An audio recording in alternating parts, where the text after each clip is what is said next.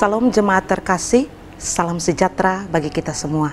Jumpa lagi dalam acara Light of Revival, renungan firman Tuhan yang akan memberkati kita di sepanjang hari ini. Mari kita membaca firman Tuhan di dalam Injil Yohanes pasal 10 ayat yang ke-10.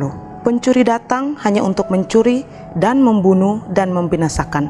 Aku datang supaya mereka mempunyai hidup dan mempunyainya dalam segala kelimpahan.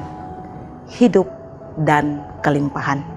Jemaat terkasih, ketika kita mendengar firman Tuhan yang berbicara tentang kelimpahan, betapa kita bersuka cita karena kita menganggap bahwa ketika kita mengiring akan Tuhan, kita akan hidup dalam keadaan yang penuh sukacita, tanpa masalah, tanpa tantangan, tanpa kekurangan. Banyak orang yang berpikir demikian. Mereka mau mengikut Tuhan supaya secara jasmani mereka punya kebutuhan terpenuhi. Tapi firman Tuhan yang baru saja kita baca, apakah demikian maksud dari firman Tuhan ini? Jemaat Tuhan, kalau kita melihat konteks dari bacaan kita, Yesus sementara mengajar murid-muridnya, dia bicara tentang dirinya sebagai seorang gembala yang baik. Ada beberapa hal yang dia sampaikan di sana. Dia mengatakan sebagai gembala yang baik, dia bertanggung jawab terhadap domba-dombanya, bahkan domba-dombanya sendiri mengenal gembala itu. Bahkan dia mengatakan bahwa dia adalah pintu menuju kepada domba-domba itu. Siapapun yang datang yang tidak melalui pintu disebut dengan pencuri.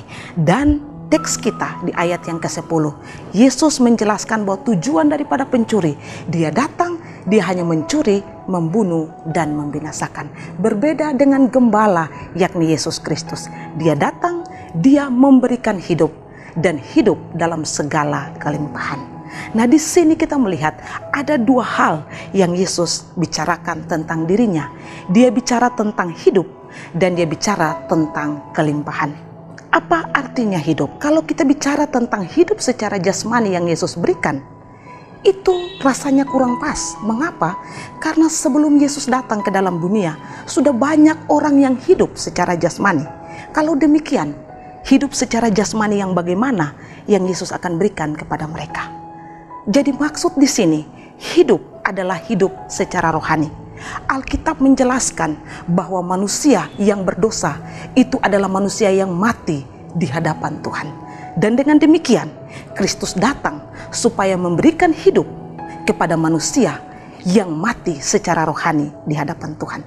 Kalau begitu, kita bersyukur. Kenapa? Karena kedatangan Kristus, dia memberikan harapan bagi dunia. Dia memberikan harapan bagi manusia yang mati secara rohani. Ketika seseorang mau datang kepada dia, dia mengatakan dia akan memberikan hidup kepada mereka. Hidup yang tidak binasa, hidup yang kekal, hidup bersama dengan Allah di sorga. Yang kedua, tentang kelimpahan. Yesus berbicara, dia datang, dia memberikan segala kelimpahan. Kalau demikian, apakah kelimpahan yang dimaksud adalah kelimpahan secara jasmani? Hidup dalam kemewahan, kehidupan yang selalu tercukupi, hidup dalam keadaan yang aman dan baik-baik saja tanpa tantangan dan sakit penyakit? Oh tidak, bukan demikian. Berarti di sini juga, sebagaimana hidup yang Yesus berikan adalah hidup secara rohani, maka kelimpahan yang Yesus maksudkan di sini juga adalah kelimpahan secara rohani. Artinya, di dalam kehidupan kita, buah-buah kebenaran itu yang Kristus berikan kepada kita. Misalnya, kita berkelimpahan dalam hal kasih, kita berkelimpahan dalam hal kemurahan, kelimpahan dalam hal kebajikan, kelimpahan dalam hal memberi, dan lain sebagainya.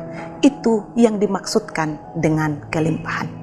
Jadi, Yesus datang, yang pertama dia memberikan hidup, hidup yang tidak binasa kepada orang yang mau percaya kepada dia.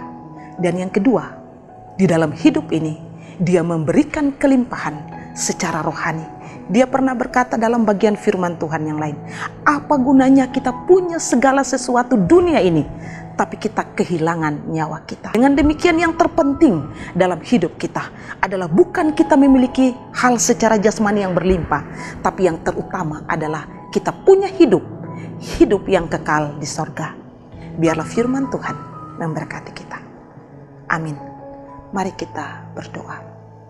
Tuhan, kami bersyukur. Kami mati secara rohani di hadapan Tuhan. Karena kedatangan-Mu memberi harapan bagi kami. Kami diberi hidup hidup yang kekal. Dalam nama Yesus. Amin. Jemaat Tuhan, mari jadikan firman Tuhan sebagai pelita dan terang di sepanjang hidup kita. Tuhan memberkati.